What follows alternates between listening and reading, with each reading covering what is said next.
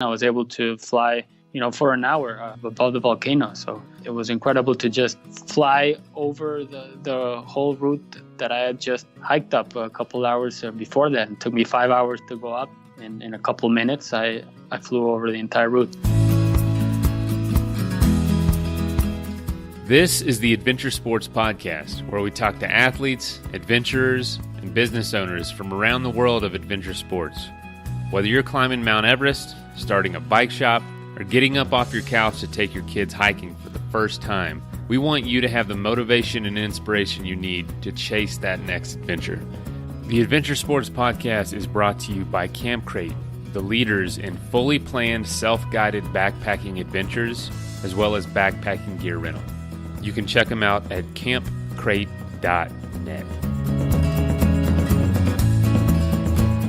Before I knew better, I used to carry cans of food into the backcountry like a doofus. Obviously, I don't do that anymore. I use freeze-dried food, and I really only use Peak Refuel, the best backpacking food, the best freeze-dried food in the world. And if you keep listening to the episode, I can show you how to save 20% off an order if you want some. Powder 7's team of ski experts makes buying skis pretty easy. They're actually known for helping customers find the right gear specifically for them. They even sell used skis, which is pretty cool. Plus, Powder 7 ships to just about anywhere in the world, and they have incredibly fast shipping in the US. Visit them online at powder7.com, or you can stop by their store in Golden, Colorado. If you're like me, you have some pain and inflammation from your adventure sport. Sometimes you don't sleep well, and you can even deal with stress and anxiety. We have a possible solution for you later on in the show, so keep listening if you deal with any of those issues. Today's episode is really unique. It's Adrian Garza. He is a paraglider, a climber. Paragliding is kind of new to him, but he's already done some really cool stuff. He literally climbs up to the top of a volcano and flies off. Pretty awesome. And he has a really cool training regiment to get him up there and down quickly so he can be home to take care of his daughter and help his wife out. So there's a lot going on in this story, but it's really cool what he does. Yeah, if you want to reach out to him, his contact information and social media is in the show notes. Also in the show notes is our sponsor messages. Take advantage of those. We get deals for you guys from companies that we really believe in, that we think are making great products or offer really great services. If you are in need of anything you hear in this show, there is a deal probably waiting for you being an Adventure Sports Podcast listener. So don't let those go to waste. Also, thank you to our patrons. We had a few new patrons this past week, and thank you so much. We will be announcing names later in the month, and you can become a patron, aka a financial supporter of the show for $1 a month, for $5 a month, at patreon.com/adventuresportspodcast. That is also in the show notes. And as always, share the show with your friends, family, tell them about it, invite them to subscribe, invite them to like our page, show them how to listen, because a lot of people still don't know how to listen to podcasts. And it's going to take someone who does to show them how. I mean, I've only been listening to shows for a couple years now, honestly. And it was because a friend of mine literally pulled my phone out and said, here's how you do it. Here's your app. Here's what podcasts are.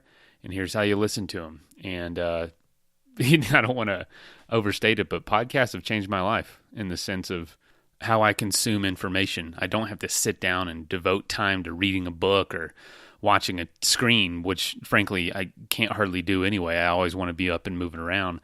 So podcasts have just so easily integrated into my life, and I guarantee that a lot of you out there are the same way. You know, this allows us to do our adventure sport, allows us to work for some of us. It allows us to do all sorts of tasks while listening to something we really enjoy. So in my opinion, it is such a better medium compared to television, because I can do exactly what I want to do while listening to something that's stimulating, that's interesting, that's insightful. So show people how to do it. You're doing them a disservice by not showing them podcasts. Anyway, enough of my rant. Yeah, thanks for listening to the show. I hope you have a great week. Happy Monday, and enjoy the episode. Everybody, welcome to the show. Today we are doing something really, really out of the box. It's not a life outside the box episode, but actually it might be, because this is pretty crazy. Adrian Garza is a hike and he basically a hike and fly paragliding, climb a mountain. Well, in his case, a volcano, and freaking just fly off of it. Adrian, welcome to the show, man. That's the idea. Thank you, Mason. Glad to be here. Yeah. So, you just got off work. Thanks for joining us. Why don't you just explain, like, what is this sport that you do? Because I don't think a lot of people are familiar with it. Yeah, of course. So my background is more in rock climbing first, and then high altitude mountaineering. Around Mexico City, we have volcanoes that are over 15,000 feet. So it's a pretty good athletic challenge just to hike up there, even with a light pack on. And then one day, I had seen this documentary about Cedar Wright, who was a climber, doing this paragliding flight off the summit of the tallest mountain in Mexico. It's a volcano called Pico de Orizaba. And at that point, he was still a beginner in terms of paragliding, even though he was a pro climber for many years. And I'd been on that volcano before several times, and that idea kind of was, stuck in the back of my mind. And then one day, my wife came back from a trip to Peru, and she went on a tandem flight in Lima, and she loved it, and she wanted to explore paragliding and learning together. So I thought, it would be great if I could combine what I'm already doing, which is hiking up these high volcanoes, and then flying from the summit. And that's what I set out to do when I started taking lessons along with her. Holy cow. Now I'm looking, the mountain you just mentioned is almost 18,500 feet. Exactly, yes. And you haven't been doing this very long. I have not. So we started taking lessons in May 2017, and then I got my license in January of 2018, last year, a little over a year ago.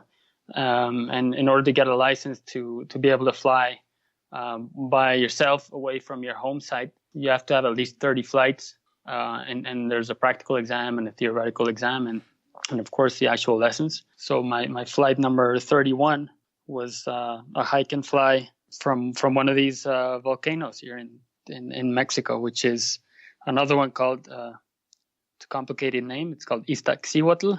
So they call him Ista for short. And it's a little more over 17,000 feet. It's also pretty high. It's the third highest in Mexico.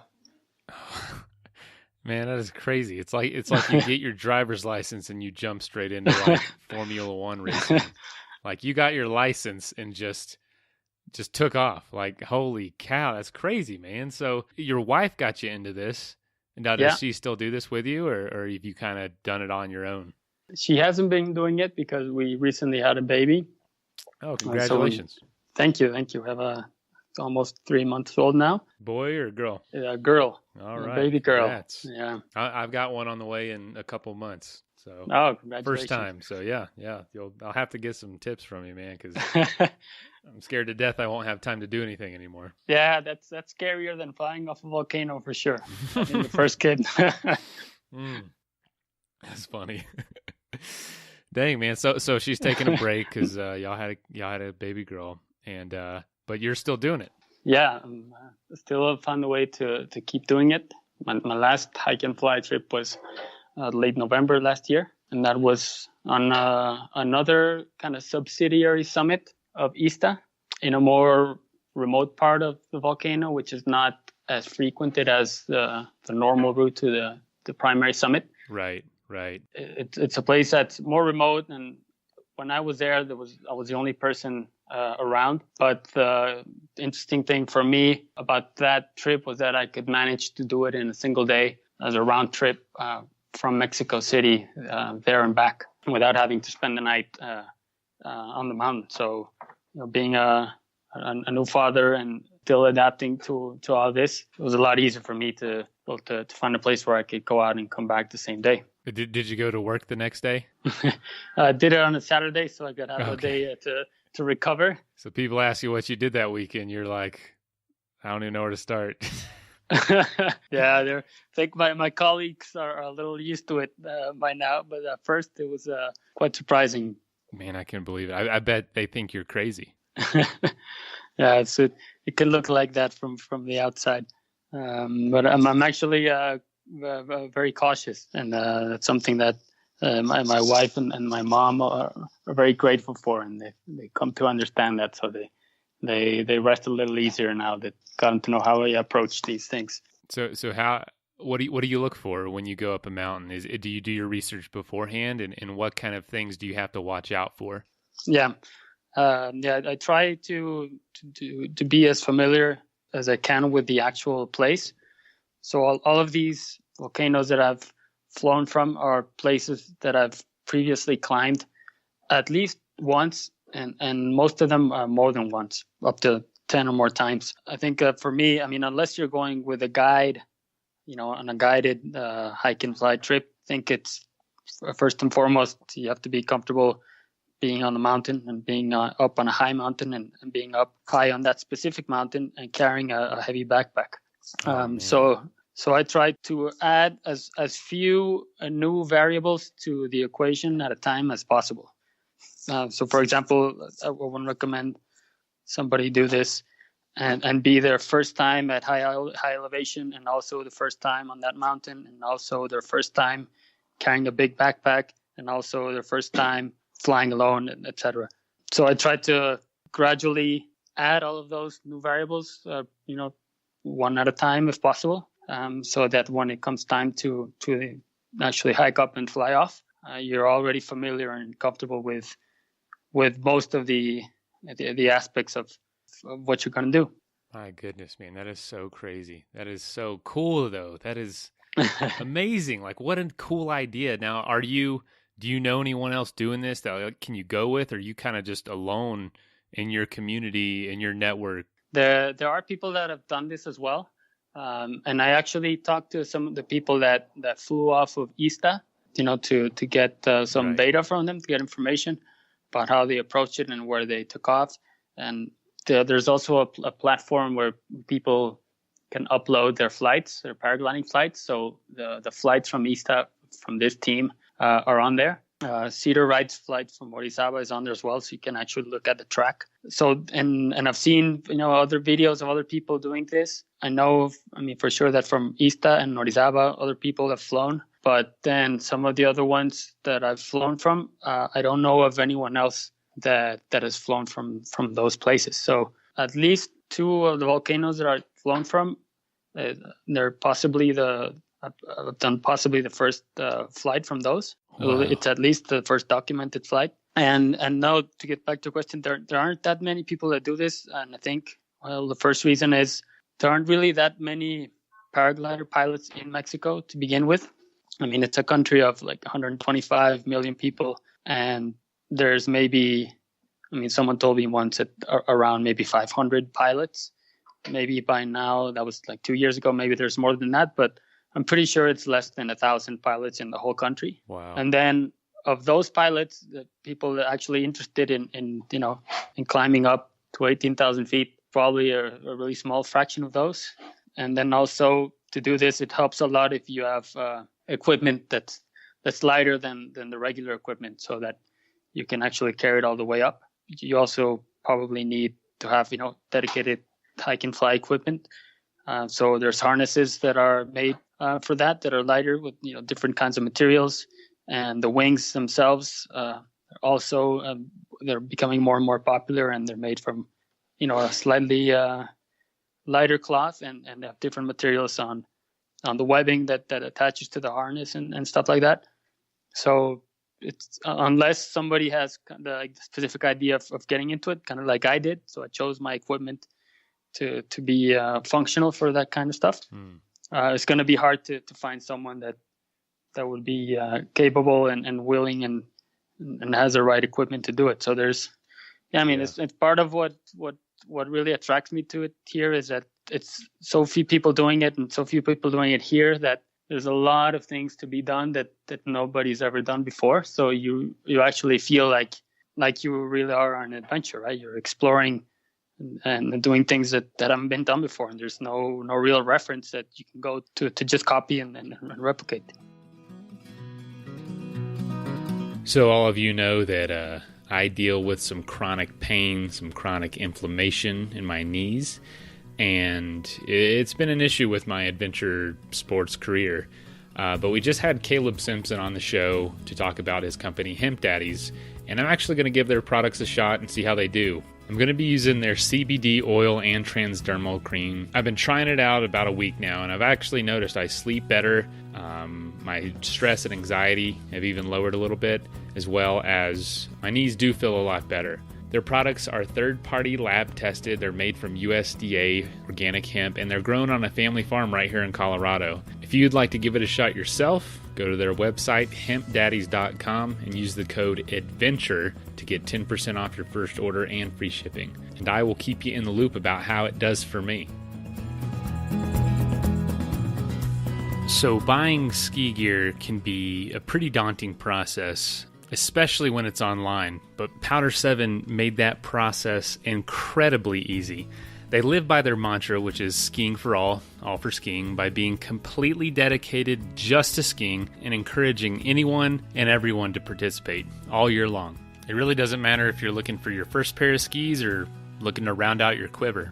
They have literally thousands of skis in stock, new and used, so you can get a really good deal. A team of ski experts to help you find the perfect ski for you. And they stock every brand you can imagine. And not only skis, but they have everything else you need, whether it's a helmet or goggles, apparel, boots, bindings, poles, literally everything. The only thing they really don't get you is a lift ticket. It's crazy. So you can visit them online at powder7.com or stop by their store there in Golden, Colorado. But make sure you give them a shot before trying anywhere else for your ski equipment. Yeah, seems like a pretty niche sport, and the way you're doing it is just definitely, you're going to be one of the only ones. But in that same time, you're setting a lot of records, doing a lot of first descents, and wow, that's just amazing. So when you're going up, so like your day-to-day trip, what kind of gear do you have to place? How much food, how much water, and how long are you in the air? Like, what are you different from like a day hiker that's on the same mountain? Sure. Like, for example, on Ista, a typical trip to go and summit a volcano would involve at least 2 nights at base camp, or 1 night at base camp and then 1 night on a higher camp, especially for people that are coming from lower altitudes. Yeah. Because in Mexico City, I already have an advantage because I mean, here in my home, I'm already at like 7,000 feet elevation. So, dang. I mean, that's higher than Denver and almost as high as like Aspen Snowmass. I live at 6 and you're 1,000 feet higher than me. Dang. Yeah. So some people even, get altitude sickness just coming to Mexico City, right? So there I have already an advantage. But if you're not coming from here, you would fly into Mexico City and spend the night here ideally, and then the next day make it out to base camp, which is like almost 13,000 feet, and you can get there by car. It's pretty accessible. So it's a lot of elevation gain in one day, going from 7,000 to 13,000. And then the next day, people usually just take it easy so their body acclimatizes, maybe do a short hike, and maybe the following night start their summit bit. And it's like an alpine start at like maybe 2 a.m., 3 a.m., really early in the morning. And they'll usually take a really light backpack because you can do your summit bit all the way down from base camp in a single day and back. And they'll probably take maybe, depending on the speed of the group, but like, let's say 5 hours to get to the summit, to spend an hour there, and then maybe 3 hours, 4 hours to come back. So it's around a 10-hour day on the mountain at altitude. So it's like a 3-day trip almost. And they'll usually take a light pack, so maybe like around maybe 2 liters of water And all in all, with, the crampons and the ice axe, the extra clothing and your snacks and whatnot, it probably, less than 12 pounds of equipment, less than 10 pounds. So you go as light as possible. And if you want to do a hike and fly, that you'll probably have to take more than twice as much gear and weight. So my gear with, my hiking plus the paragliding gear, all in all, is probably like a little over 25 pounds. Okay, not terrible. Yeah, like not almost terrible. like a backpacker. Yeah, exactly, like a backpacker. Except I'm a really pretty short and skinny guy, so I weigh like less than 120 pounds. So I really feel the weight. Yeah, for sure. Dang. Yeah, and at altitude, every step is a deep breath that you have to take. Right. So it takes me, like, for example, if hiking with that pack versus for me hiking without my paragliding equipment, it takes me maybe 40% longer to make the hike up. Oh, wow. And then you have to be prepared to hike back down again if the conditions aren't right. How often does that happen for you? For me, it doesn't happen often. It's only happened to me once, and then I've done 6 flights on the high volcanoes. So one out of 7, I had to hike back down. The reason for this is that I really pick my days, and in terms of the weather conditions and the wind. So if the day before the conditions don't look good, I just won't go, and I save myself the trouble.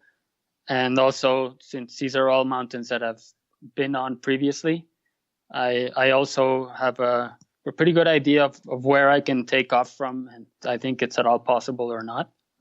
So if I were going on a mountain that I've never been on before, the ratio would be really different.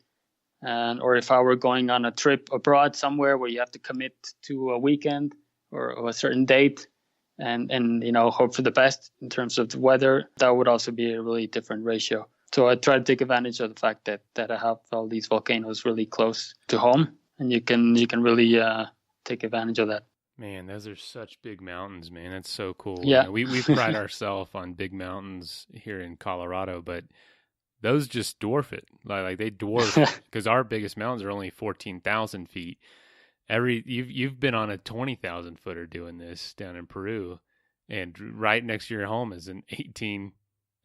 That's just crazy. Yeah. Now, you don't think about Mexico City being such a high elevation mountainous city, but it's right there. Yeah, you wouldn't think so. And I mean, a lot of people are surprised to see there's glaciers in Mexico. Not many. I mean, there's only 3 of them left, but we're a lot closer to the equator, but the mountains are so high that it's still pretty cold up there. Dang, that's so crazy. So you said that for most people it's 2 days, 2 nights and 3 days. How in the world do you take a 3-day trip for most people and get it into same day out your front door and back? That's a great question. So since I have a full-time job and a family, and I have really limited vacation time, and I also want to spend time at home, I started to looking for ways to actually make these kinds of trips shorter, especially trips abroad, like that trip to Peru.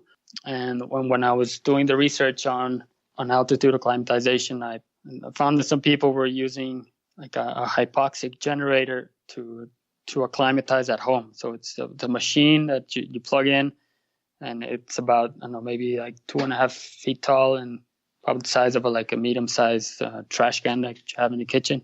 And what that does, it sucks, scrubs the oxygen or part of the oxygen from the air and substitutes nitrogen in its place. And then you hook that up to either a mask that you wear while you are at rest or exercising, or to a little plastic tent that you sleep in at night. It simulates, the lack of oxygen that you will find at altitude. So, which one do you do? When I went to Peru, what I did is I got the tent, and it's like it covers your body from your chest up, and I slept in that for like 6 weeks before going on the trip, and then you gradually start to increase the simulated altitude that you sleep in. Or they use the pulse oximeter, so it's a little device like they have in the hospitals.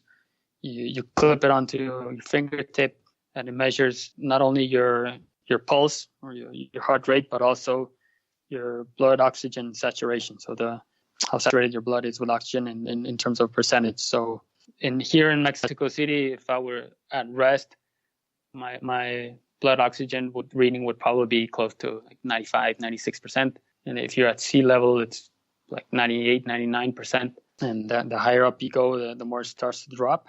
And when you sleep in the tent, in order to get your body to sufficiently stressed so that it has to adapt, you try to maintain it below 90 and ideally above 80, so you can actually get some rest at night as well.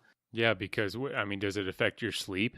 Yeah, it does a little bit. So since you're not acclimatized yet, there's less oxygen in the air, and your body has to compensate for that somehow. So your first thing that your body does is it adjusts your breathing rate. So you'll be breathing in more air per minute than normal, and then your heart will start to work overtime also to compensate. So your resting heart rate at night, it'll go up as well. So your heart will be working more during the whole night compared to what the work that it would normally have to do. So your body has to work a little bit harder just to maintain that that same or similar level of oxygenation in your blood.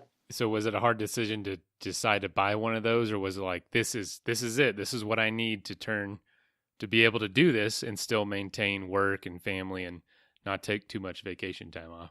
Yeah, for me, I think maybe at first, I had my doubts because I hadn't tried it.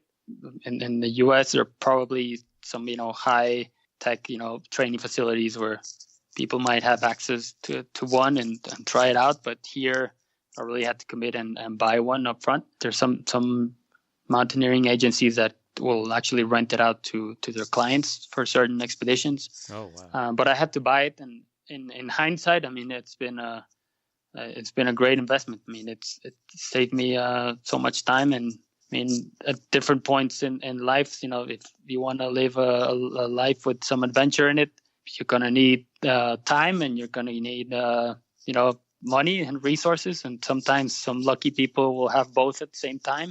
Most probably won't. And you might have one and not the other, right? So if I had all the time in the world, I would just go out and spend a couple of weeks at altitude in Peru or here and get fully acclimatized, and that's the most effective thing you can do. But if you don't have the time, then you have to make up for it in a different way. And for me, it's been really worth it. In Peru, what we did out there was usually like a 2-week trip. I went out there with a friend who lives in another city, which is lower in elevation, and he had to go out there a week before I did to get acclimatized. So before the big peak that we climbed, that's close to 21,000 feet, he climbed another one that's around 17,000. So that really helped him, and he spent also a couple of nights at a little town in the middle of the Cordillera that's called Huaraz, which is also quite high. It's like maybe 10,000 feet.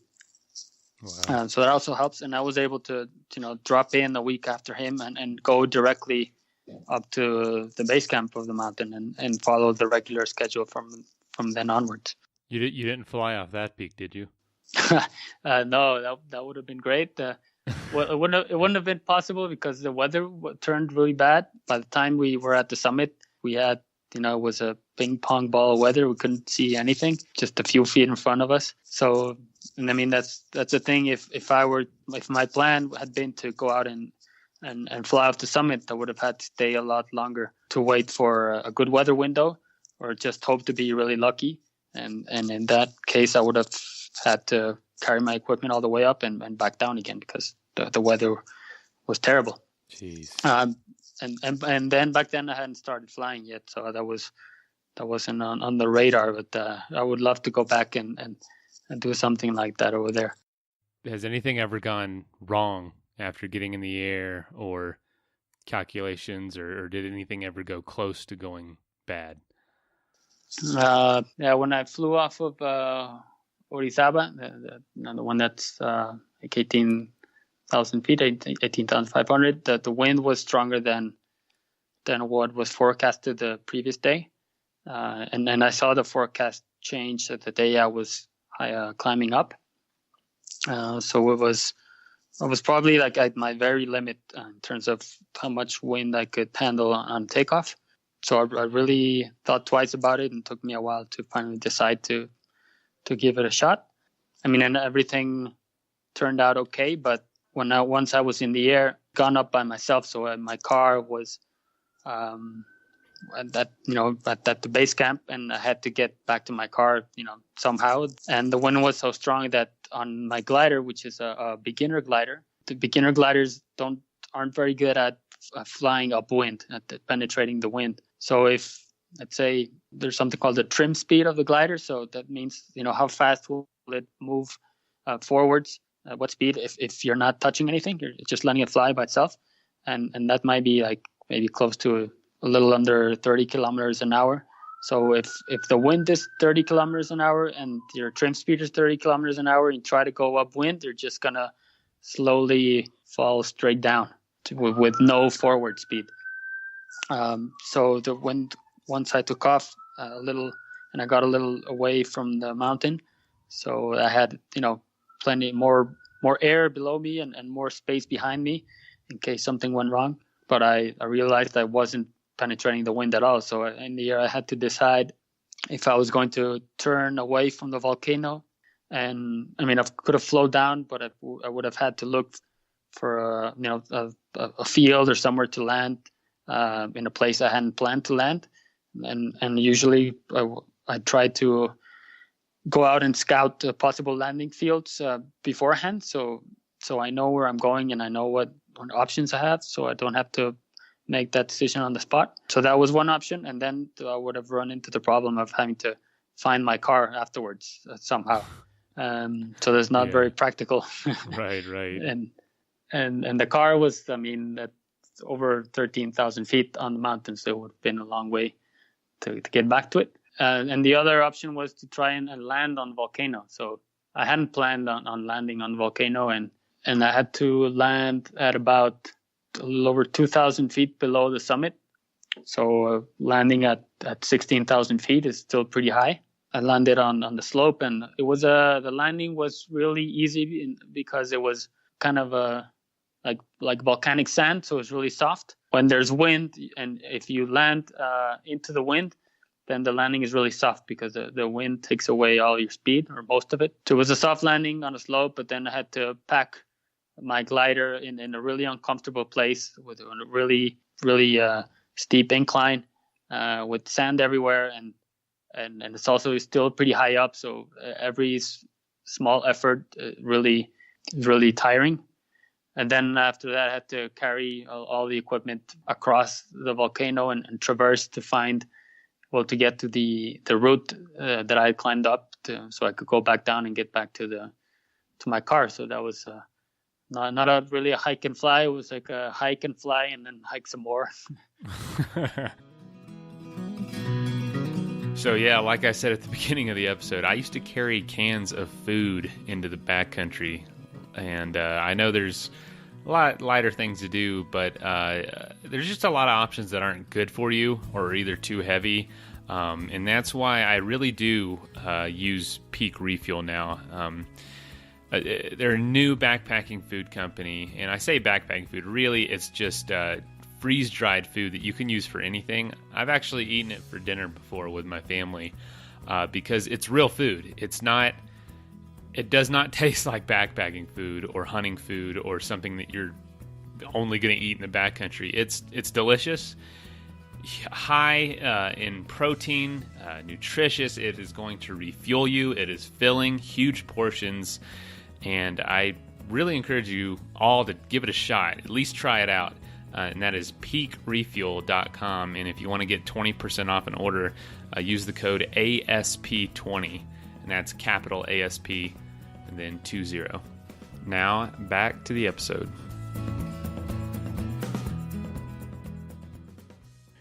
So it took me longer to fly down than it would have taken to just start climbing back down after reaching the summit. Oh my God. Because of all of that. But it was still quite an experience, and nothing. I mean, I didn't injure myself and didn't damage even the equipment or anything. It all worked out. It was just a few, like, and that flight, it was like more than 2,000 feet of descent, and that took like a minute and a half.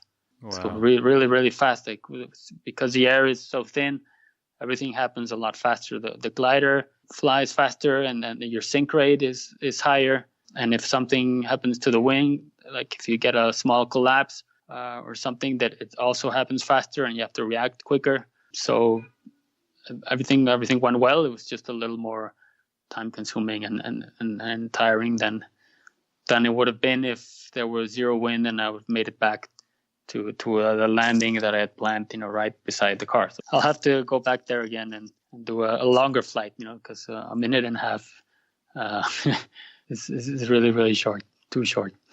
That is crazy. Yeah, there's my partner in business, he paraglides, and he tells me about it, and there's so much to consider. It's dangerous. It's a lot of calculations. You have to be pretty smart to put it all together and decide, is this possible for you to do, Yeah, it is for sure. I mean, if it's practiced safely and you have good proper instruction, and you make decisions in the way you're taught to make them, it can be really safe. People have been paragliding for a long time and never had accidents.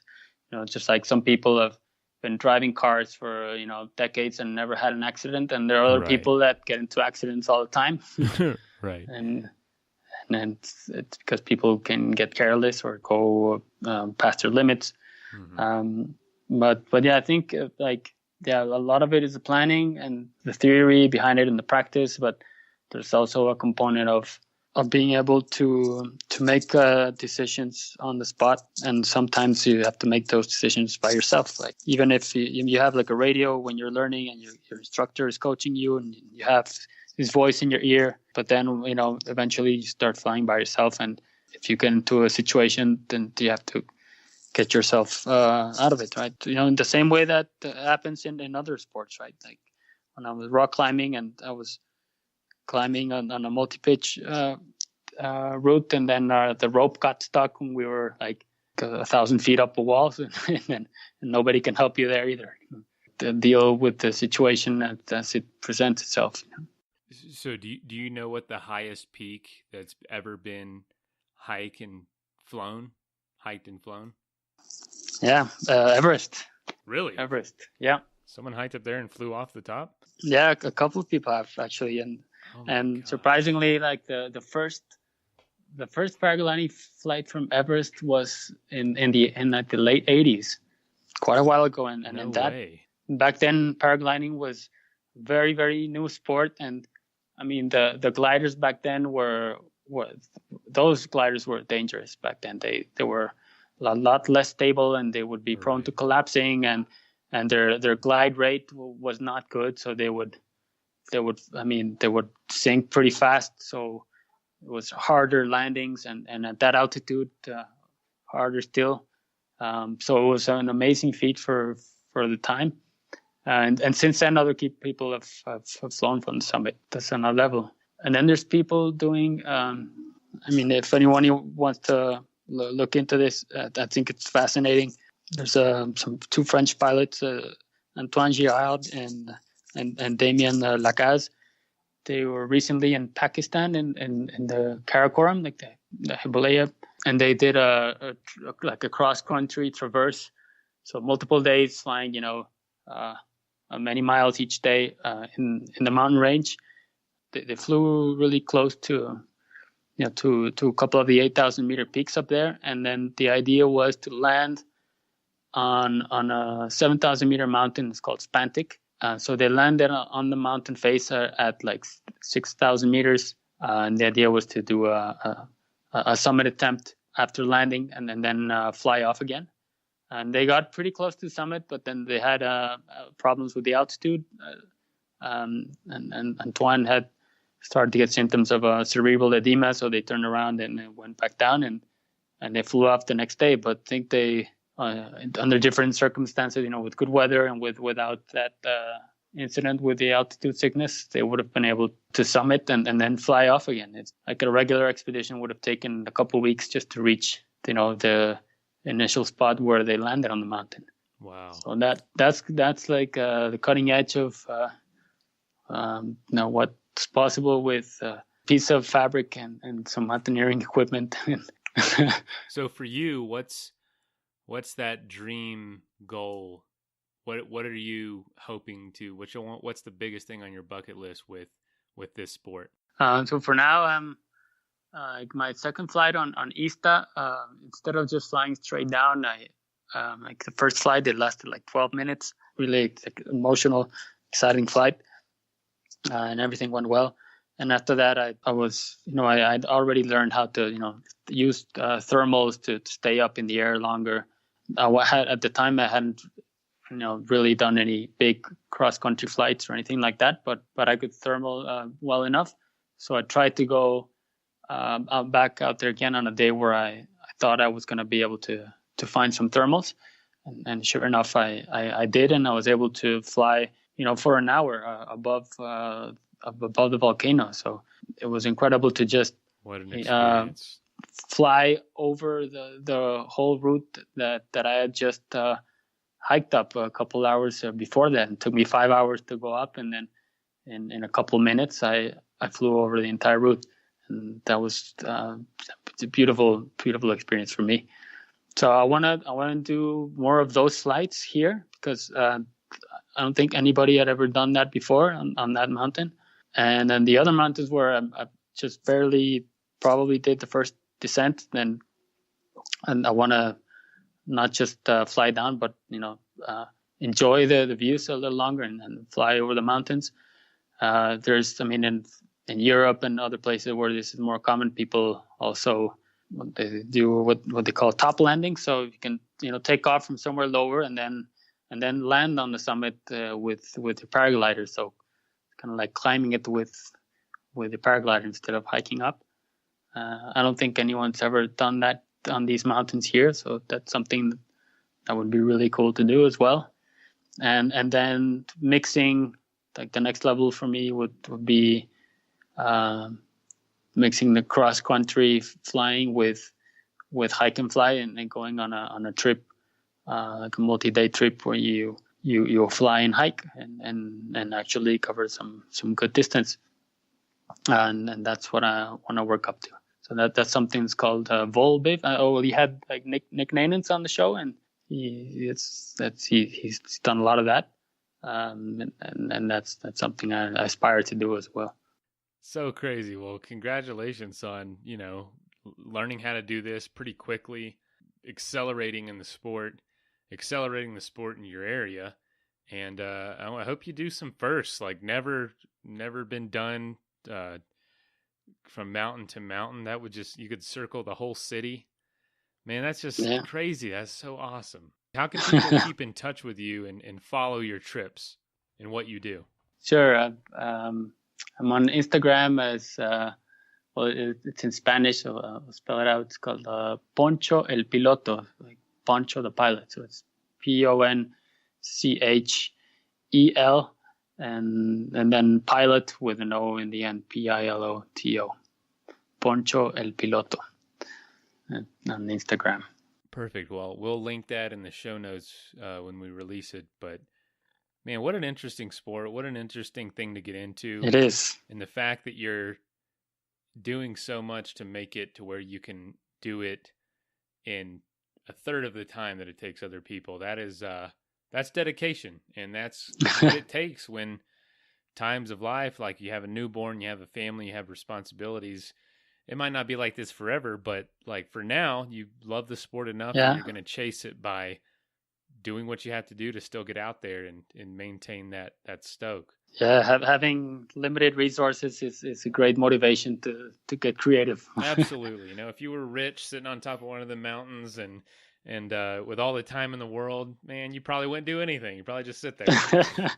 Exactly. We need a little bit of pressure and those kinds of incentives sometimes. But yeah, I think it's great that a sport like this, and sometimes we think that everything's already been done, and a lot of things have been done. But I mean, I'm sure that if people like look around where their hometown or the places they frequently visit, and for sure there's a lot of things that could be firsts in some way, and it doesn't have to be a first for the whole world, but if it's a first for you, it's the same level of excitement and accomplishment too.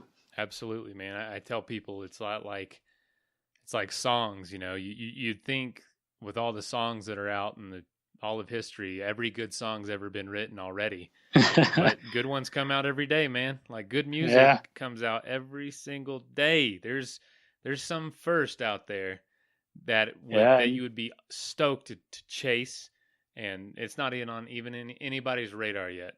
So for sure, keep it up, man. You're definitely one of those people that are making that happen. That's so cool. Well, thanks, man. Making good music, I like that. Yeah. I mean, there'll never be an end to good songs. There'll never be an end to what you can do first, something adventurous. So, Adrian, thanks for joining us. My pleasure, Mason. Great talking. Yeah, and keep us updated on what you do next. We'll post your Instagram, and yeah, man, congratulations again on being a father. Maybe one day you'll take your little girl up there with you. For sure, that's got to be in the plans. And congratulations ahead of time to you too. And keep doing what you're doing with this podcast and getting people to share their stories. I'll be listening too. Awesome. All right. Have a good one, man. You too. Bye-bye. All right. See ya. Hey, thank you so much for listening. If you know somebody that would make a good guest on the show, or if you have a pretty cool story about the outdoors or adventure sports that you want to tell us, please call us and leave a voicemail at 812-MAIL-POD. That is 812-624-5763. You can also send us an email at info@adventuresportspodcast.com. Again, it is always helpful to leave us a review on iTunes. And if you'd like to be a supporter of the show, you can give $5 a month at patreon.com/adventuresportspodcast. And links for all that stuff is also in the show notes. So thanks again for listening. And y'all get out there and do something so you can be on the show one day. All right, later. Also, don't forget, if you want to save 20% off the best backpacking food on planet Earth, go to peakrefuel.com and at checkout, use the code ASP20. So now in their 12th season, Powder 7 is setting the bar for ski retailers everywhere with their personalized service, wide selection of skis and gear. Visit them online at powder7.com or stop by their store in Golden, Colorado. Also, don't forget, if you're dealing with inflammation, pain, stress, anxiety, lack of sleep, do some research and check out hempdaddies.com for CBD oil and transdermal cream. And use the code ADVENTURE at checkout to save 10%.